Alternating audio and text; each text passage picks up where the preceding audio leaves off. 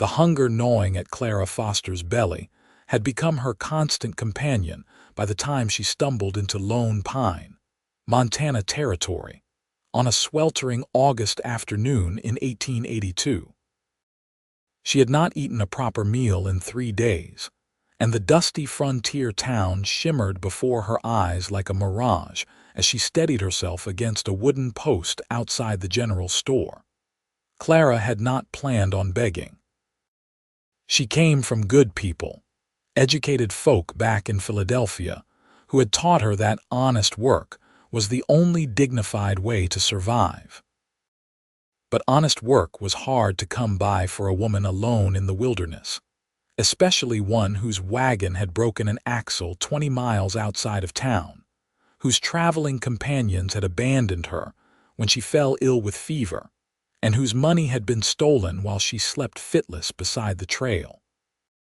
Pride was a luxury she could no longer afford. The general store owner, a portly man with suspicious eyes, watched her through the window as she gathered her courage. She could see fresh bread on display, jars of preserves, salted meat hanging from hooks. Her mouth watered so intensely it hurt. She pushed open the door, and the little bell above it announced her entrance with a cheerful jingle that mocked her desperation. "Help you?" the owner asked, his tone suggesting he already knew she had no money. "Sir, I was wondering if you might have any work I could do in exchange for food," Clara said, hating how her voice trembled. "I can clean, I can organize stock, I can sew or mend or cook." He looked her up and down, taking in her threadbare dress, the holes in her boots, the way her collarbones jutted out beneath her sunburned skin. "Got no work for vagrants. Move along before you start bothering my customers. Please, I have not eaten in days. Just some bread crusts, anything you might throw away. You want scraps, go dig through the waste barrel out back with the dogs," he said, turning away from her. "And be quick about it before I call the sheriff." Clara felt tears burning her eyes, but she refused to let them fall. She walked out of the store with as much dignity as she could muster, but the moment she turned the corner into the alley, her legs nearly gave out. The waste barrel sat behind the store, and true to his word, 2 mangy dogs were already nosing through it. She approached slowly, not wanting to startle them, and peered inside at the rotting vegetables, moldy bread ends, and other refuse. She had just reached for a piece of bread that did not look too far gone when a deep voice behind her made her jump. "Step away from there." Clara spun around to find a man standing at the alley entrance, backlit by the afternoon sun, so she could not make out his features clearly. He was tall, broad-shouldered, with a hat that shadowed his face. She instinctively clutched the bread scrap to her chest. "I was not stealing," she said quickly. "The owner said I could look through the waste. I know what he said. I was in the store." The man stepped closer, and Clara could finally see him properly. He had a strong, weathered face, perhaps 30 years old, with dark hair that curled slightly at his collar and gray eyes that studied her with an intensity that made her want to look away. He wore the practical clothes of a working man, dusty from travel, with a gun belt slung low on his hips. "Put that down. You are not eating garbage." "I do not believe that is your decision to make," Clara said, lifting her chin despite her humiliation.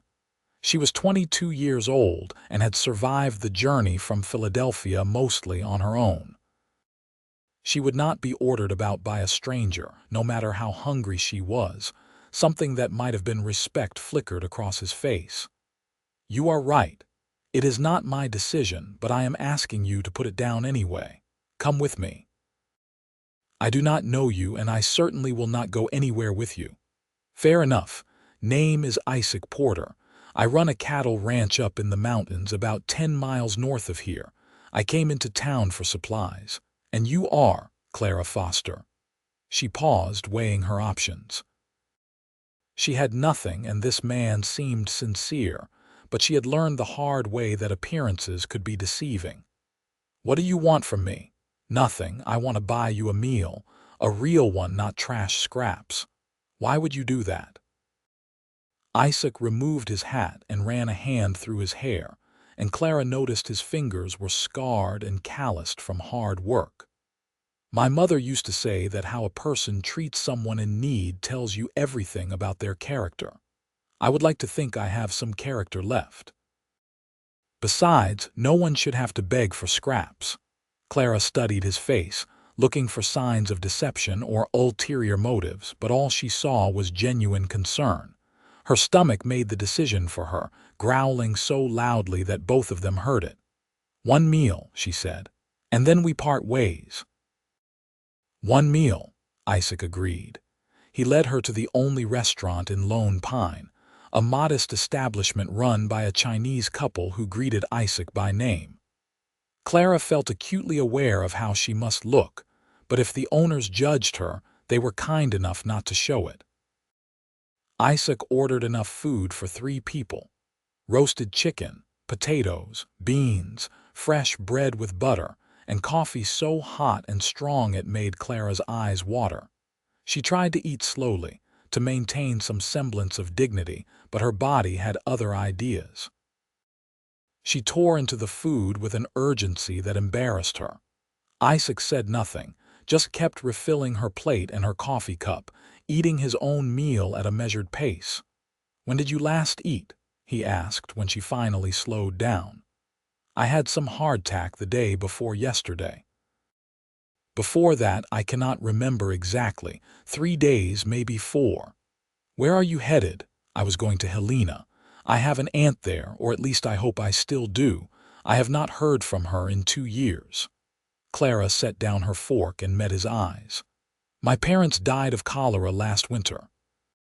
I had no other family in Philadelphia, and I could not afford to keep our house. My aunt had written once saying if I ever needed anything, I should come west. So I sold everything, bought passage with a family heading this direction, and here I am." "What happened to the family you were traveling with?" The memory still stung. "I fell ill with fever about a week ago. They left me at a trading post with a few supplies and said they would send someone back for me, but no one came. When I recovered enough to travel, I bought a seat on a supply wagon heading north, but the axle broke, and the driver decided to wait for parts to be delivered rather than continue on foot. I could not wait. I had so little money left. I thought I could walk to Lone Pine and find work, but on the second night, someone stole my bag while I slept. That is a hell of a run of bad luck. That is one way to put it." Clara reached for her coffee cup, needing something to do with her hands. "I appreciate the meal, Mr. Porter, truly. But I should be going. I need to find work so I can earn enough to continue to Helena." "How do you plan to do that? The store owner already turned you down, and he is not the only one in this town with that attitude. Lone Pine does not have much patience for strangers, especially ones without money." "Then I will try the next town, or the one after that. I will find a way." Isaac was quiet for a long moment, studying her with those gray eyes that seemed to see more than she wanted to reveal. "I have a proposition for you." Clara stiffened. "I am not that kind of woman, Mr. Porter. That is not what I am suggesting, and I apologize if I gave that impression." He leaned back in his chair, his expression serious. "I need someone to help run my household. My ranch is isolated, up in the mountains where the cattle can graze year-round. I have 6 men who work for me, good men who handle the livestock and maintain the property, but none of them can cook worth a damn, and the place has not had a proper cleaning since my mother died 4 years ago. I need someone to prepare meals, keep the house in order, maybe tend a garden if you know how. In exchange, you would have room and board, a fair wage and safe passage to Helena when you are ready to leave." It sounded too good to be true, which made Clara immediately suspicious. "Why me?" "You do not know anything about me." I know you have pride, even when you are desperate. I know you have courage, traveling all this way alone. And I know you need help, same as I do. Seems like a situation where we might be able to help each other. You are asking me to live on an isolated ranch with 7 men I do not know. Surely you can understand why that would give me pause. I do understand. That is why I am suggesting we start with a trial period. 1 month. If at any point you want to leave, I will personally escort you to Helena and pay you for the time you worked. If any of my men make you uncomfortable or treat you with anything less than respect, they will answer to me. I give you my word. Clara wanted to say yes.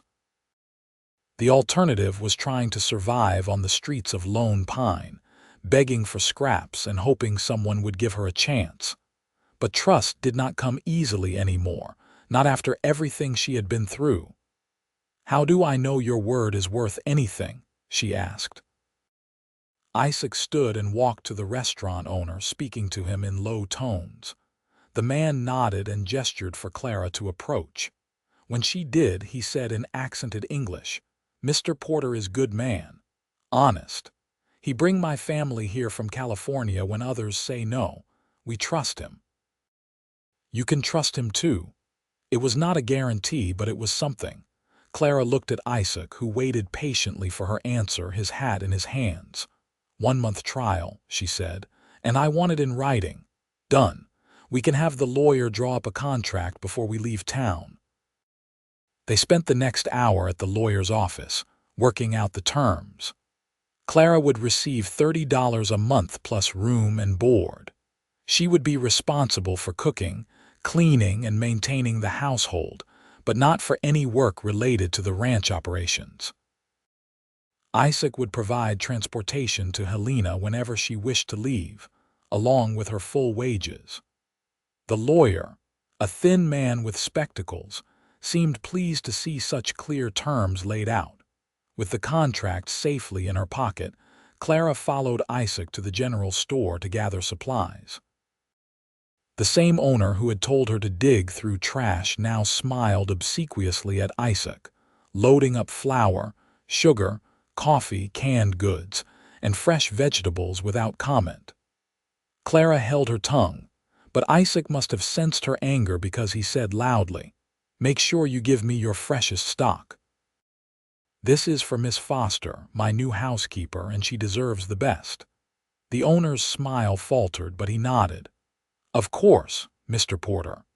They loaded everything into a sturdy wagon hitched to 2 horses, and as the sun began its descent toward the mountains, they set off north. The road was rough, little more than a dirt track that wound through pine forests and rocky terrain. Clara sat beside Isaac on the wagon seat, acutely aware of how close they were, how his hands guided the reins with practiced ease. "Tell me about your ranch," she said, wanting to break the silence. "It is called the High Ridge Ranch. My father started it 30 years ago when this was still wild territory, before Montana was even organized. He saw the potential in the high meadows, places where cattle could graze even in winter if you knew where to look. When he died, he left it to me and my brother. You have a brother?" "Had. Daniel died 3 years ago. A fall from his horse in the high country broke his neck." Isaac's voice was flat, but Clara heard the pain underneath. "After that, it was just me and my mother, but she got sick the next year, pneumonia. The doctor from town came too late. I am sorry. Losing people you love is the hardest thing. You know something about that. Too much, I think." Clara watched the landscape change as they climbed higher, the air growing cooler and cleaner. "Is it very isolated, your ranch?" "It can be, especially in winter.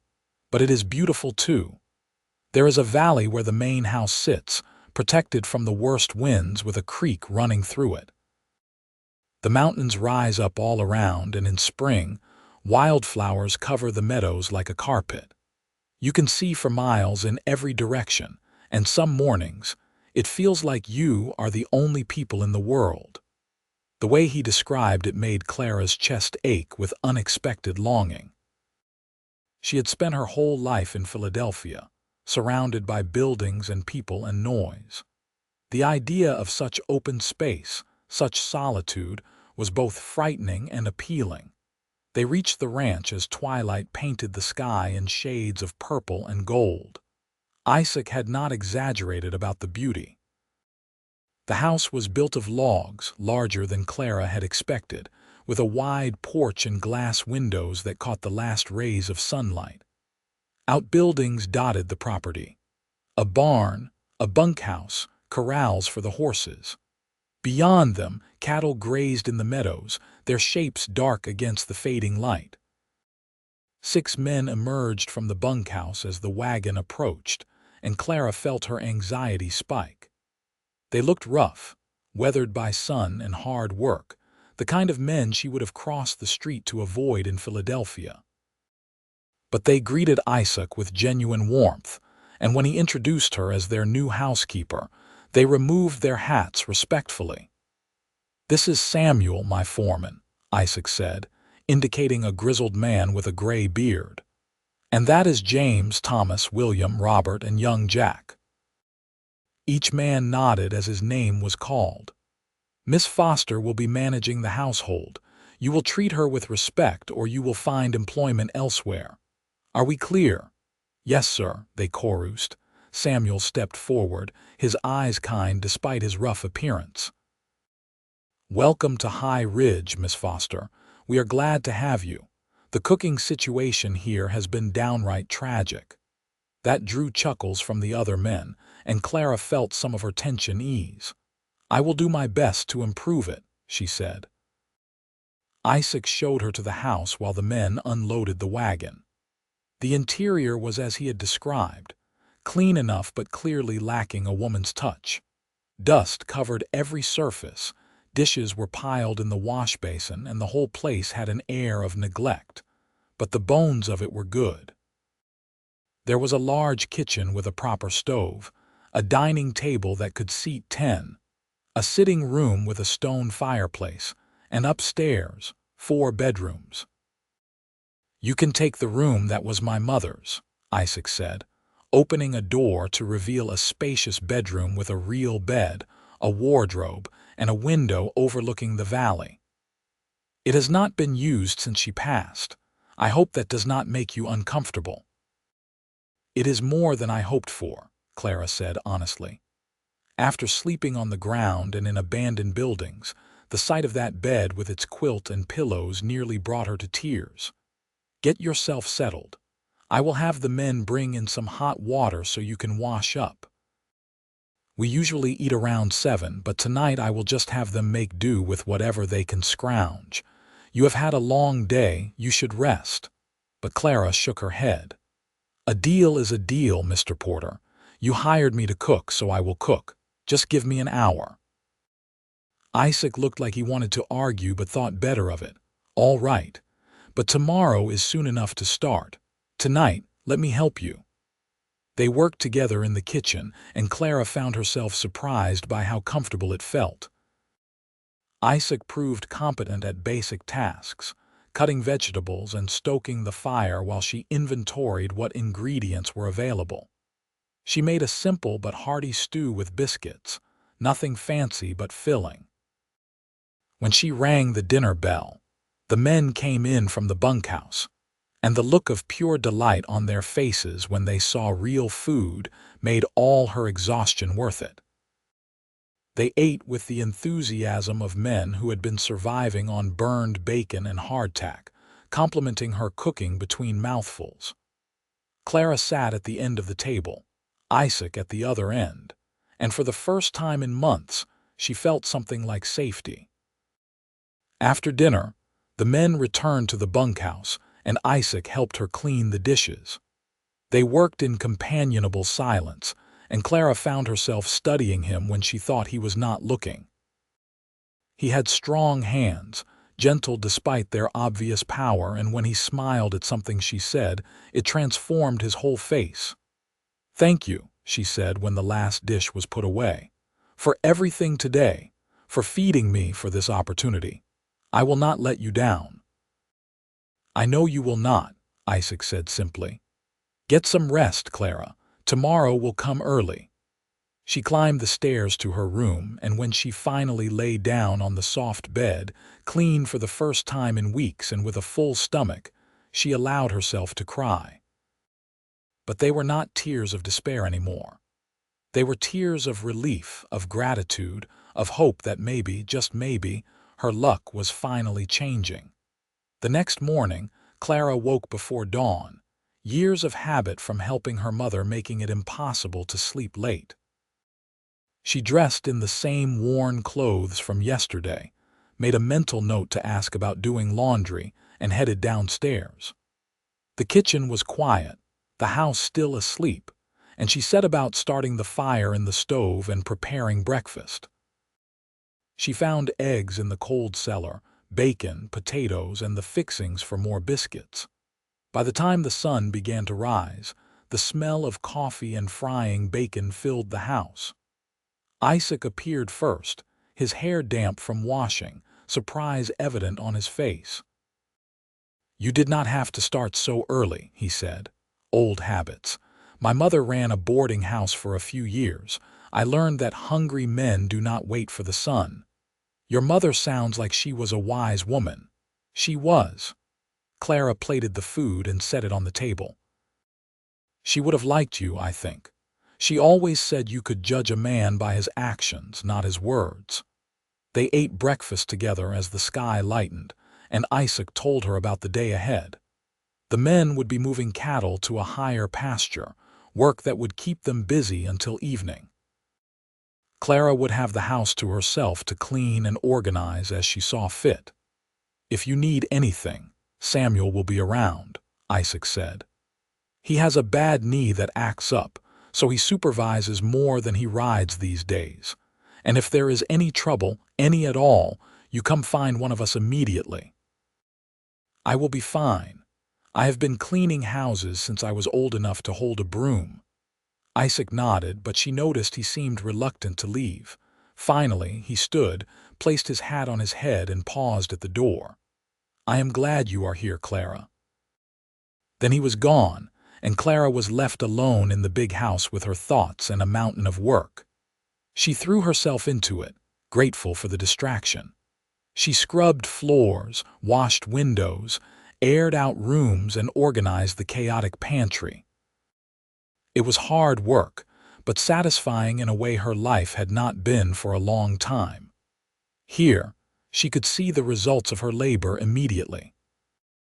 Around midday, Samuel knocked on the door with an armful of fresh vegetables from what he called the garden, though it was more of an overgrown patch behind the barn. "Mrs. Porter used to tend this," he said. "It has gone wild, but there is still good food growing if you know where to look. Thought you might be able to use these." "Thank you, Samuel. They are perfect." Clara hesitated, then asked, "What was she like?" "Isaac's mother." Samuel's weathered face softened. "Margaret Porter was a force of nature, came out here as a young bride and never once complained about the hardships. She could ride as well as any man, shoot straighter than most, and her apple pie could make grown men weep. But more than that, she was kind. Really truly kind in a way you do not see much. This ranch, it was her heart. When she died, it felt like the light went out of the place." Isaac must have taken it hard. He did. Lost his brother and then his mother within a year, would have broken a lesser man. But Isaac, he is strong like his mother. He keeps going, keeps this place running, keeps all of us employed even when times are tough. He is a good man, Miss Foster. One of the best I have ever known.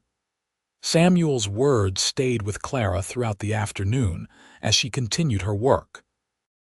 When evening came and the men returned, tired and dusty from a day on the range, she had a proper dinner waiting. Roasted chicken with the fresh vegetables, gravy, and a cobbler made from canned peaches. The men ate with the same enthusiasm as the night before, and Clara felt a warm glow of satisfaction. After dinner, Isaac asked if she would like to see more of the ranch, and despite her tiredness, Clara agreed. They walked through the settling dusk, past the barn where horses nickered softly in their stalls, to a rise that overlooked the valley. The view stole her breath.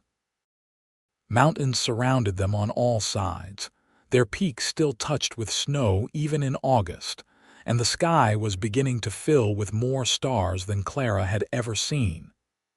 "It is beautiful," she whispered. "It is," Isaac agreed, but when she glanced at him, he was looking at her rather than the landscape.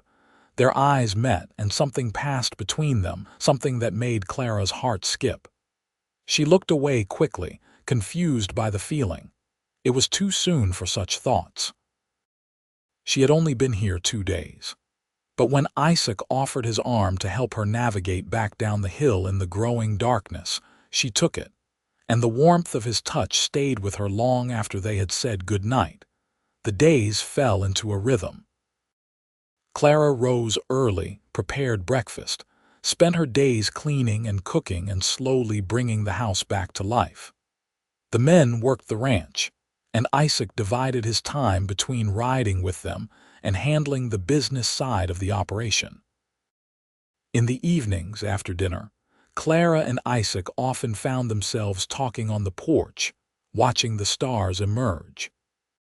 She learned that he had educated himself by reading every book he could get his hands on, that he loved this land with a fierce devotion, that he dreamed of building High Ridge into something that would last for generations. He was thoughtful and articulate, and their conversations ranged from philosophy to politics to the simple pleasures of a well-cooked meal. Isaac learned that Clara had once dreamed of being a teacher, that she missed the ocean even though she had only seen it a handful of times, that she had a quick wit and a stubborn streak a mile wide.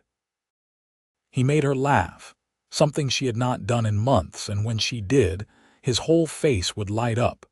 2 weeks into her stay, Isaac rode into town for more supplies and returned with fabric for new dresses and a pair of sturdy boots in her size. Clara protested the expense, but he insisted. "You cannot keep wearing the same dress every day. Consider it part of your employment. A housekeeper should look presentable." "These are too fine for a housekeeper," Clara said, running her fingers over the soft cotton.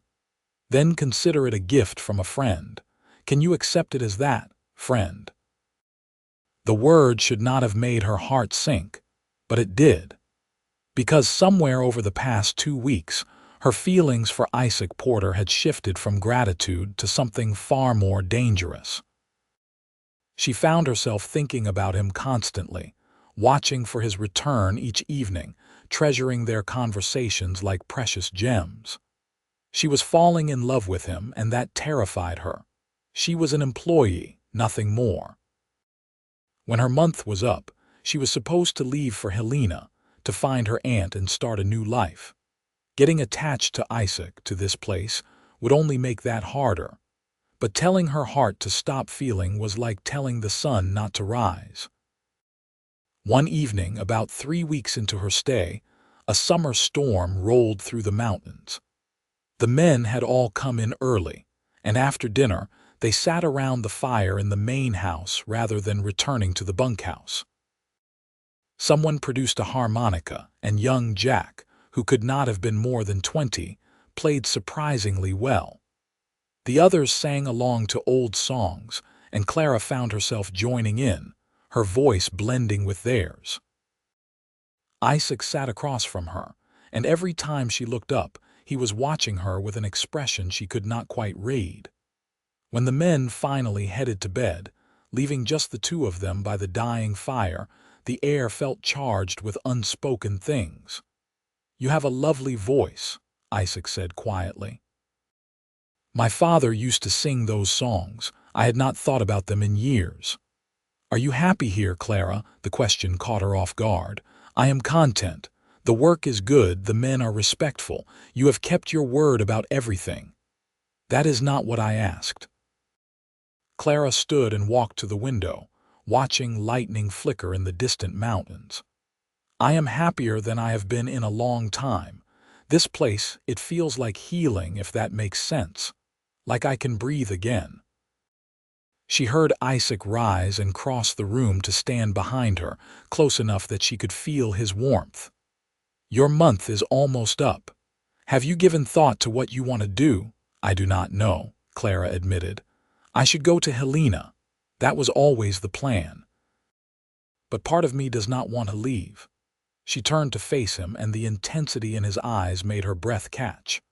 Isaac, I need to know something. Why did you really hire me that day? The truth. He was quiet for a long moment, and when he spoke, his voice was rough with emotion. Because when I saw you in that alley, about to eat garbage rather than beg or compromise your dignity, I saw strength. Real strength, the kind that cannot be broken. And I thought if I let you walk away, I would regret it for the rest of my life. I told myself I just wanted to help, that I needed a housekeeper, but the truth is I wanted you here. I wanted to know you. Isaac. I know it is not fair to say these things when you are in my employment, when you depend on me for food and shelter. If you want to leave, I will take you to Helena tomorrow with full wages and no hard feelings. But if you are asking whether I want you to stay, the answer is yes. Not as my housekeeper. As my partner. As my wife, if you will have me. Clara's heart was pounding so hard she thought it might burst from her chest. We have only known each other 3 weeks. I know. It is too fast, too soon. But out here, life is uncertain. We do not have the luxury of years to court properly. I know my heart, Clara. I know that I would spend the rest of my life trying to make you happy if you would let me. But I also know you have dreams of your own, and I will not stand in the way of them. She looked up at him, this mountain cowboy who had fed her when she was begging for scraps, who had offered her a seat at his table and then invited her to stay forever. She thought about returning to Helena, to her aunt who might not even remember her, to starting over again in another strange place. And then she thought about waking up every morning in this house, cooking for these good men, walking through meadows of wildflowers with Isaac by her side. I have always been practical, Clara said slowly. I made lists, followed rules, did what was expected, and where did it get me? Alone, desperate, digging through trash. Maybe it is time to stop being practical. Maybe it is time to choose what makes me happy. And what makes you happy, you do. This place does.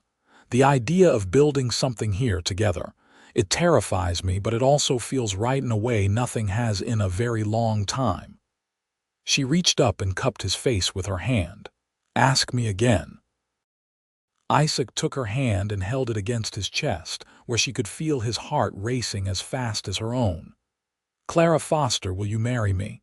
Will you stay here and build a life with me as my partner and my wife? Yes, she whispered. Yes, I will. He kissed her then, soft and sweet and full of promise, and Clara felt like she was finally home.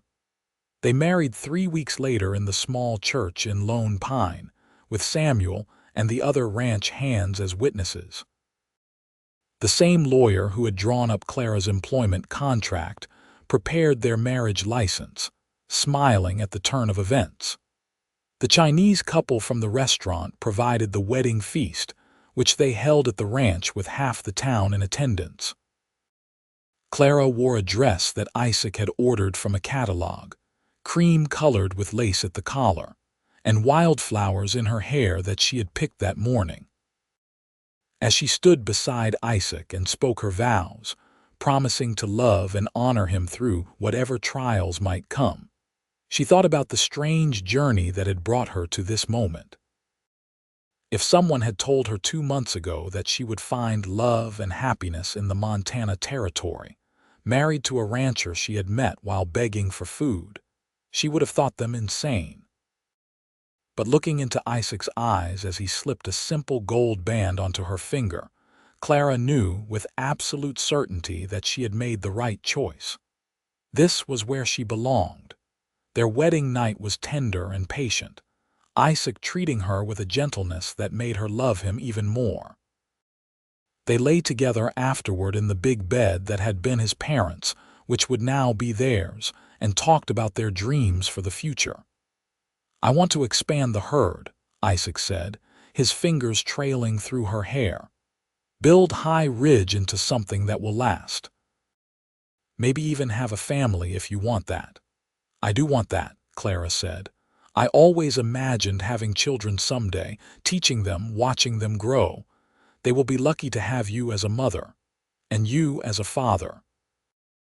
They fell asleep wrapped in each other's arms, and when Clara woke the next morning, the first thing she saw was Isaac's face on the pillow beside her, peaceful in sleep. She could scarcely believe this was her life now. The autumn came, painting the mountains in shades of gold and crimson, and Clara threw herself into preparing for winter. She canned vegetables from the now thriving garden, preserved meat, and made sure the house was stocked with everything they would need when the snow came. Isaac and the men worked long days bringing the cattle down from the high pastures, and Clara made sure they always came home to hot meals and a warm fire. In November, the first snow fell, and the ranch transformed into a winter wonderland. The men moved into the bunkhouse attached to the barn, closer to the animals they needed to tend, and Clara and Isaac had the main house to themselves for the long, quiet evenings. They read books by the fire, played cards, made love in the big bed while wind howled outside. It was a peaceful time, almost dreamlike. It was during those winter months that Clara began to suspect she was pregnant. She had missed her monthly courses twice, and her body felt different in ways she could not quite articulate. When she finally told Isaac, sitting at the breakfast table on a bright January morning in 1883, his reaction was everything she could have hoped for. He stood so quickly his chair fell over, came around the table, and lifted her clear off her feet, spinning her in a circle before setting her down gently as if she might break. "Are you certain?" "As certain as I can be without seeing a doctor. But yes, I am certain. We will take you to town as soon as the roads are passable. We need to make sure you have everything you need, that you are healthy.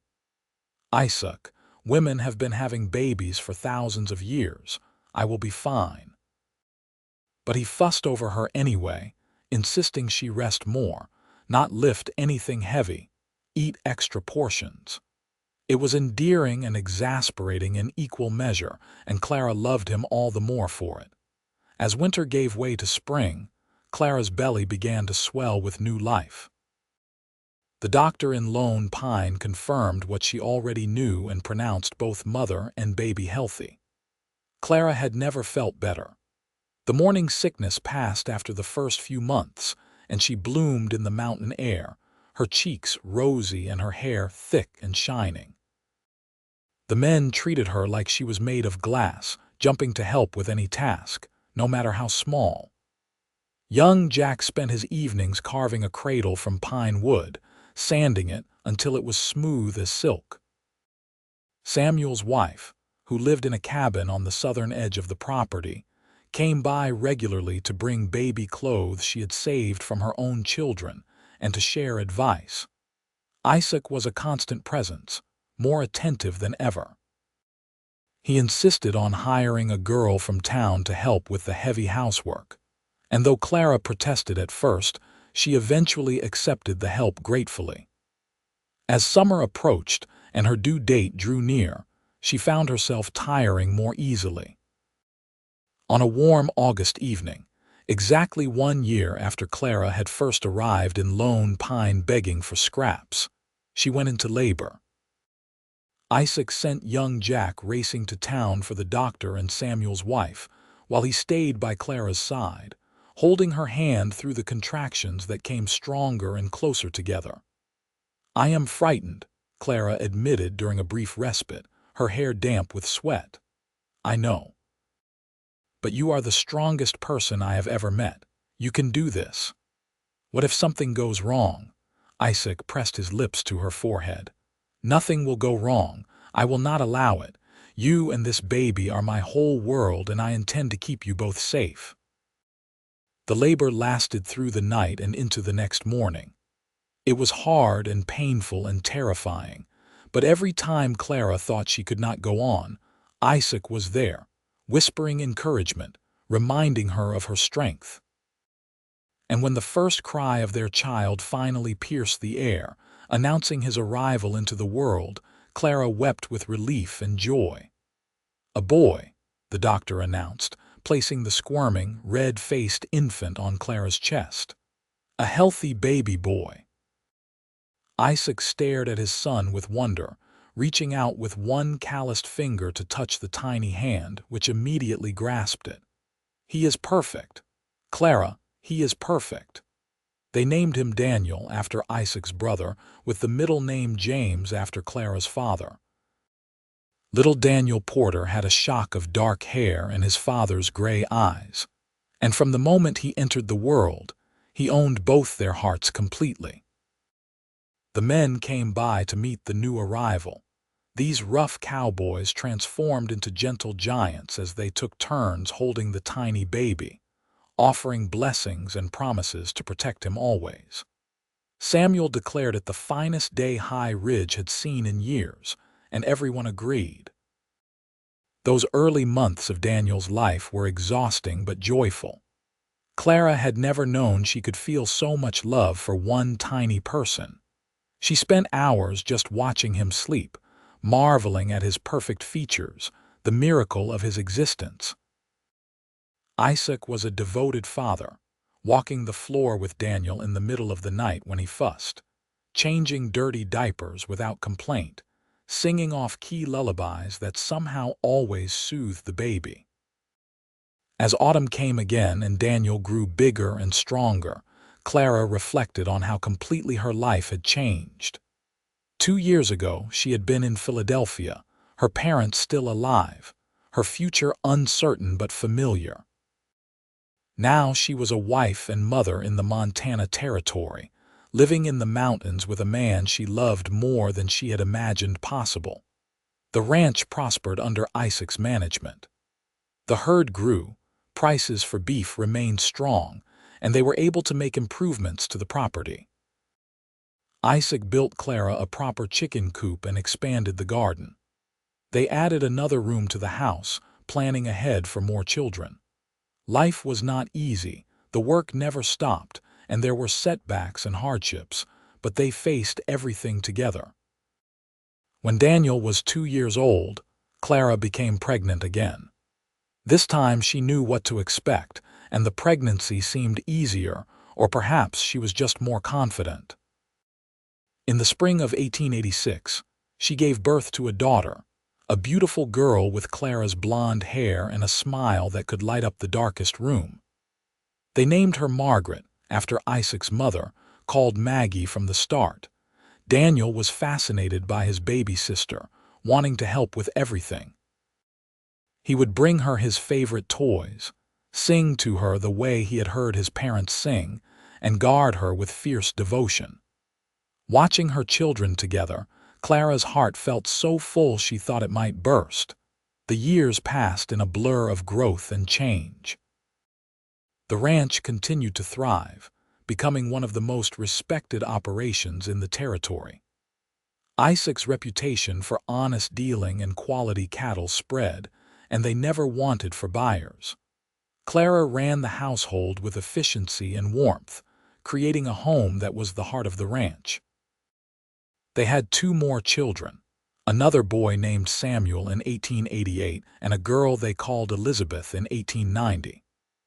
The house that had once felt empty and sad was now filled with laughter and noise, with children running through the halls and toys scattered across the floors. Clara sometimes had to pinch herself to believe it was real, that this was truly her life. The men who worked for the ranch became like family. Old Samuel retired from active work, but stayed on in a cabin Isaac built for him and his wife, offering advice and playing with the children. Young Jack, not so young anymore, became foreman when he was just 25, proving himself a natural leader.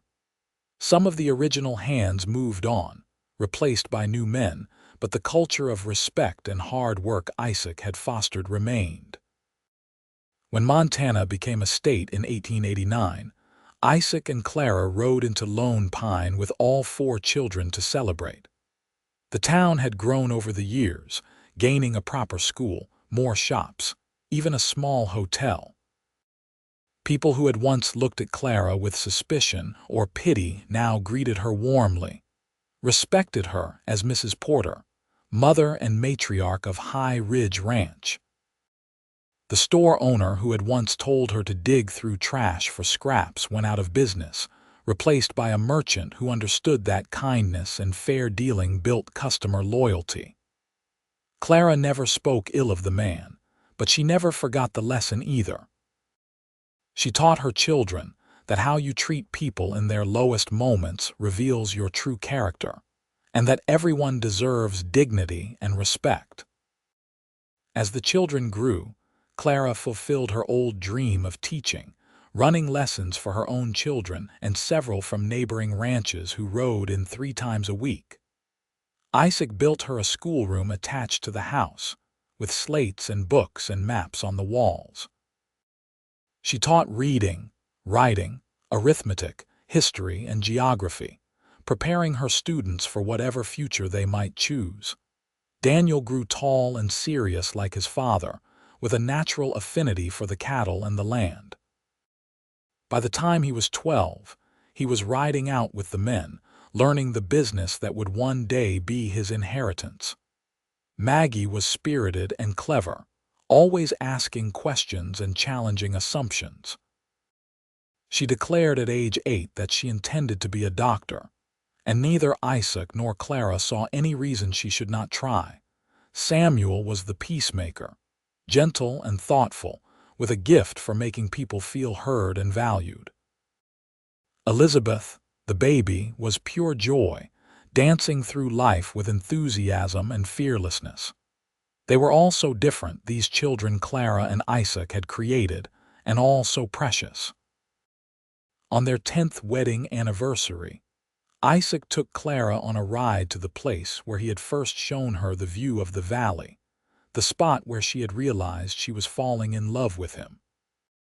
The children stayed with Samuel's wife, and for one evening, Clara and Isaac were just a man and woman, not parents or ranchers or employers. "You remember what you said to me that first night?" Isaac asked, his arm around her as they watched the sunset paint the mountains purple and gold. "I said a lot of things that first night." "Which one?" "You said this place felt like healing, like you could breathe again." Clara leaned into his warmth, thinking back to the frightened, desperate woman she had been. "I remember. It was true then, and it is still true now." "This place saved my life, Isaac. You saved my life." "No," he said, turning her to face him. "We saved each other. I was so lost after my mother died, just going through the motions. And then you appeared, all fierce pride and stubborn courage, and you reminded me what it meant to really live. Everything good in my life now, it all comes back to that day I found you in the alley. The day you told me to stop begging for scraps and come eat at your table. And you did. You came and you stayed, and you made this house a home again. You gave me a family, a purpose beyond just keeping the ranch running. I love you, Clara Porter, more today than yesterday, less than tomorrow." Clara kissed him, there on the hillside where they had stood so many times before, and felt the truth of his words in every fiber of her being. "I love you too, always and forever." They stood together as the stars began to emerge, and Clara thought about the journey that had brought them here. The losses and hardships, the desperate hunger and fear, all of it had been necessary to lead her to this man, this place, this life. She would not change a single moment, because every trial had been a stepping stone to joy. The years continued to unfold, bringing new challenges and triumphs. drought years when the creek ran low and they had to move cattle to find water, hard winters when the snow piled so high they could barely open the doors, the death of old Samuel at age 73, mourned by everyone who knew him, Daniel's departure for university in 1900, the first porter to pursue higher education, studying agriculture and animal husbandry so he could bring modern methods back to the ranch. But there were victories too. Maggie's acceptance to medical school in San Francisco, a rare achievement for a woman. Samuel Jr.'s talent with horses, breeding and training animals that were sought after across the state. Elizabeth's engagement at age 18 to the son of a neighboring rancher, a good man who loved her completely. The expansion of the ranch to include timber operations in addition to cattle. The completion of a new barn that was the envy of the county. Through it all, Clara and Isaac remained partners in the truest sense. They made decisions together, supported each other through hard times, and celebrated victories side by side. Their love did not fade with familiarity but deepened, became richer and more complex, like a fine wine aging in a cellar. When Daniel returned from university with his new wife, a smart woman named Catherine who had studied literature and shared Clara's love of teaching, they built them a house on the western edge of the property. Daniel took over more of the day-to-day ranch operations, and Isaac, now in his 50s, was grateful to share the load. He had never stopped working hard, but age was beginning to slow him down, and he was content to spend more time with Clara, taking long rides through the mountains they both loved. Maggie graduated from medical school and returned to Montana, opening a practice in Lone Pine that served the whole region. She never married, declaring herself wedded to her work, and Clara respected that choice. Not every woman needed a husband to be fulfilled, and Maggie's dedication to healing others was its own beautiful calling.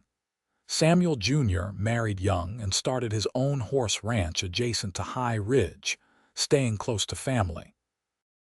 Elizabeth and her husband had their first child, making Clara and Isaac grandparents at ages 52 and 59. Holding her grandchild, a red-faced little girl named Clara after her, was one of the sweetest moments of Clara's life. As the new century progressed, the world changed rapidly. Automobiles appeared on the streets of Lone Pine. Electricity came to some of the bigger towns. The railroad expanded, making travel and shipping easier. But High Ridge remained a constant, a connection to older ways and timeless values.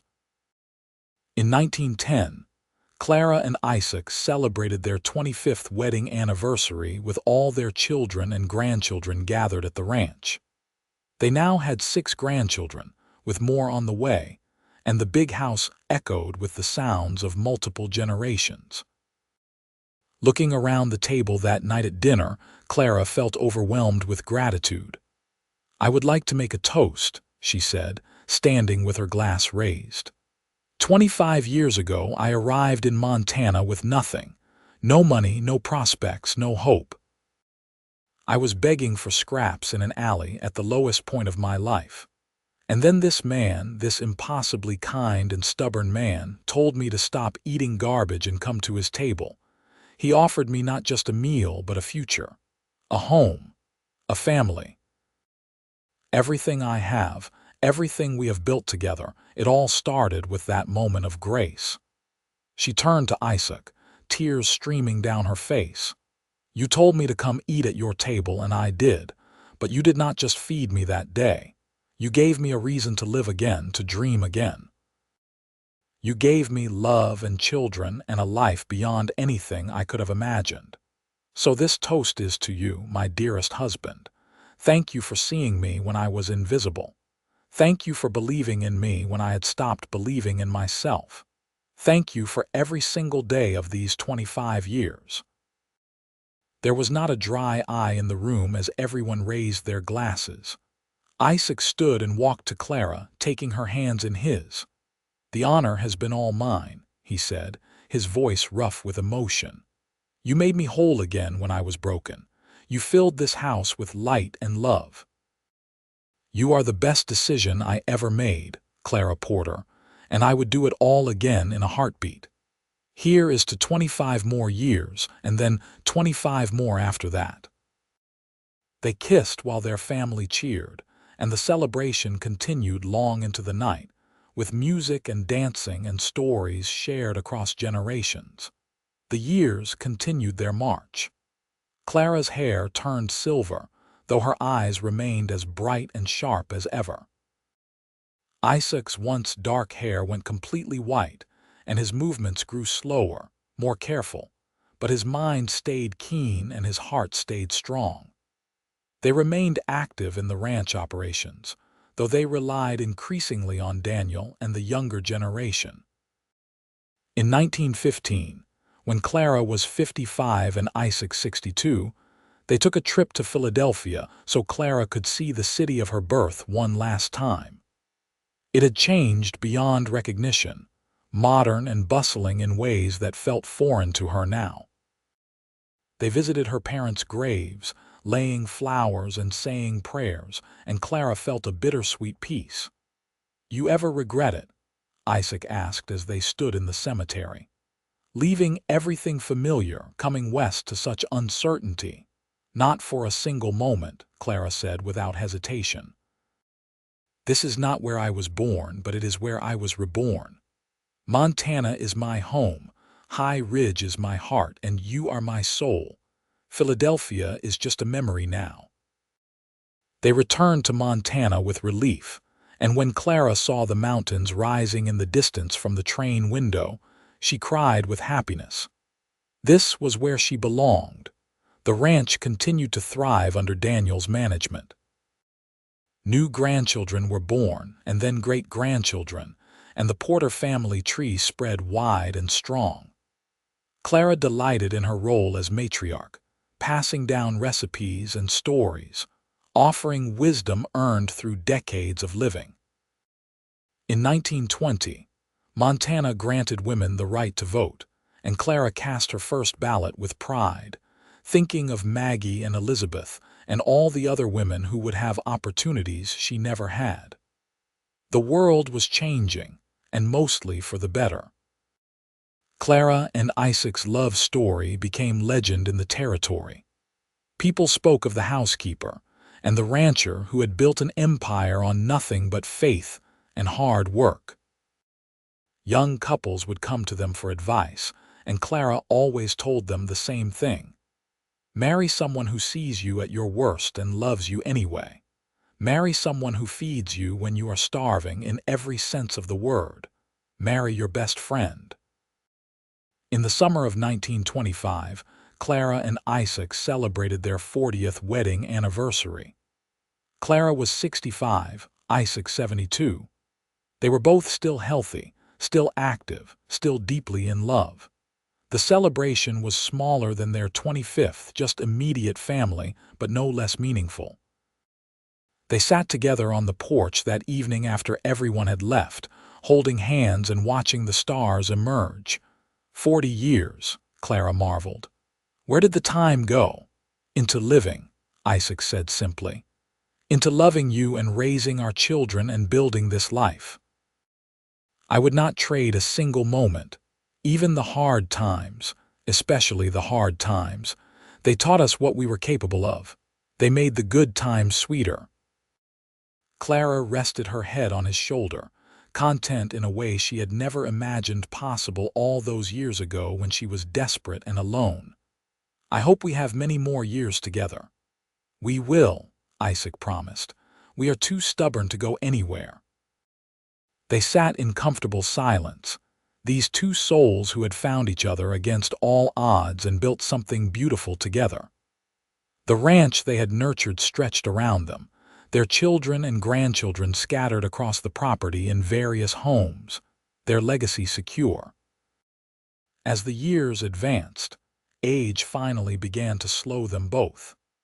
Isaac developed arthritis that made riding difficult, so he took to using a wagon to get around the property. Clara's eyesight weakened, forcing her to give up the close work she once enjoyed, but she could still cook and tell stories and offer advice to anyone who asked. In 1930, at age 77, Isaac suffered a mild stroke that left him with a slight weakness on his left side. The doctor said he needed to slow down to rest, but Isaac was not built for stillness. Clara nursed him through his recovery with the same fierce devotion he had shown her through pregnancies and illnesses over the years. "You are stuck with me a while longer," he joked as he slowly regained his strength. "Good," Clara said. "I am not done with you yet." He recovered well enough to resume a limited version of his old activities, and they settled into a new rhythm. Mornings were slow, with long breakfasts and leisurely conversations. Afternoons might include a short walk or visits from grandchildren. Evenings were for sitting together on the porch, watching the mountains change colors as the sun set. In the spring of 1932, Clara and Isaac planted a garden together, something they had not done in years. Their grandchildren helped, turning the soil and placing seeds according to Clara's careful instructions. It was hard work for their aged bodies, but it felt good to put their hands in the earth, to create something that would feed the family. When the first shoots began to emerge, green and hopeful, Clara felt a profound sense of peace. They had come full circle, she and Isaac. From that first desperate day when he had fed her and offered her a future, to this moment where they were still feeding others, still nurturing life in all its forms. In July of that year, on a beautiful summer day much like the one when they had married 47 years earlier, Isaac and Clara sat together in their favorite spot overlooking the valley. 4 generations of Porters were gathered at the ranch for a family reunion, and the sound of children's laughter drifted up from the house. "Listen to that," Isaac said, smiling. "That is what happiness sounds like." "It is," Clara agreed. "We did well, you and I. We did better than well. We built something that will last long after we are gone." Clara turned to look at him, this man who had been her partner and lover and best friend for nearly half a century. His hair was white as snow, his face deeply lined from years in the sun, but to her, he was still the most handsome man in the world. "I love you, Isaac Porter. I have loved you from the moment you told me to stop eating scraps and come to your table. Every day since has been a gift. And I love you, Clara Foster Porter.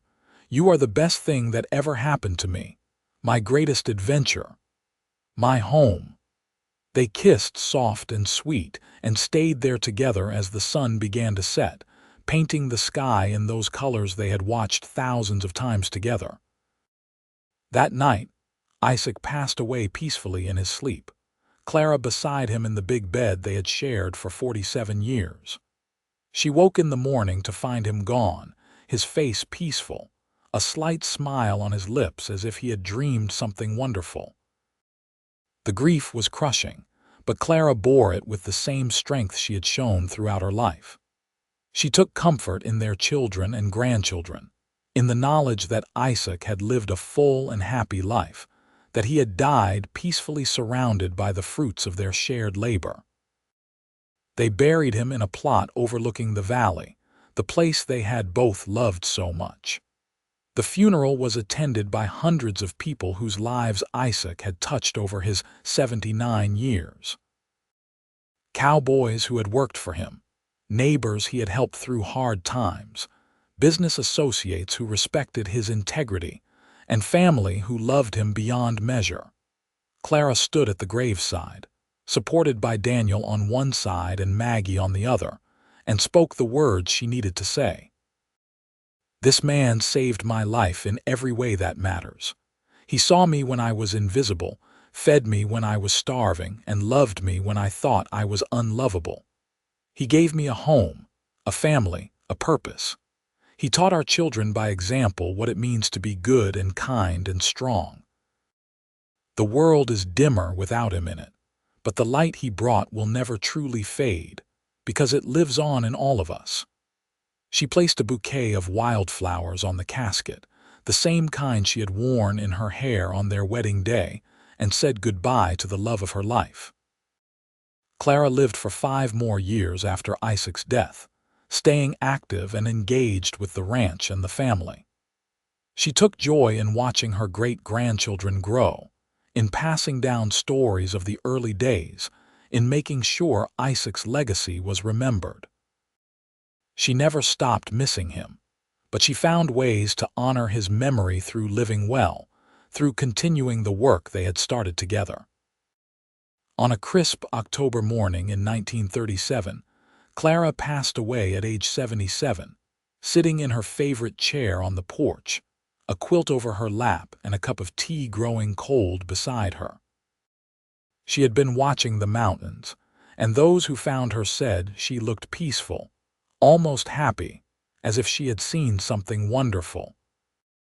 They buried her beside Isaac, their graves marked with simple headstones that bore their names, dates, and a single inscription. They built a life on love and faith. The ranch continued under Daniel's stewardship and eventually passed to his children and then their children. The Porter family remained in the mountains for generations, always remembering the story of how it all began, with a desperate woman begging for scraps and a kind man who offered her a seat at his table forever. The house Clara had transformed from empty and sad to warm and full of life still stood decades later, still sheltering Porters, still echoing with love and laughter. The garden she had planted and tended continued to produce food for the family. The values she and Isaac had lived by, kindness, integrity, hard work, and compassion, remained the foundation of everything the family did. In the town of Lone Pine, an old woman who had been a young girl when Clara first arrived told her great-grandchildren the story she had heard from her own grandmother. There once was a woman who came to town with nothing, and a cowboy who saw her worth when no one else did. He told her to stop begging for scraps and come eat at his table, and she did, and together they built something beautiful that lasted forever. And in the mountains of Montana, where the wildflowers still bloomed each spring and the cattle still grazed in high meadows, the story of Clara and Isaac lived on, a testament to the transformative power of kindness, the strength of true partnership, and the enduring nature of love that begins with grace and grows into something eternal. Their great-great-grandchildren walked the same paths they had walked, tended the same land, and told the same stories around dinner tables. The love story that had begun in desperation and kindness had rippled forward through time, touching countless lives, creating a legacy that would never fade. Because some loves are too strong to be contained by a single lifetime. They echo forward through generations, shaping the world in ways large and small, reminding everyone who hears the story that one moment of compassion can change everything, that seeing someone's worth when they cannot see it themselves is the greatest gift, and that true love, real love, begins with a simple invitation to stop surviving and start living. Clara Foster Porter and Isaac James Porter had lived that truth every single day of their 47 years together, and in doing so, they had created something far greater than themselves. They had created a family, a legacy, and a love story for the ages, all because one man had looked at a desperate woman and said the words that would change both their lives forever. "Come eat at my table,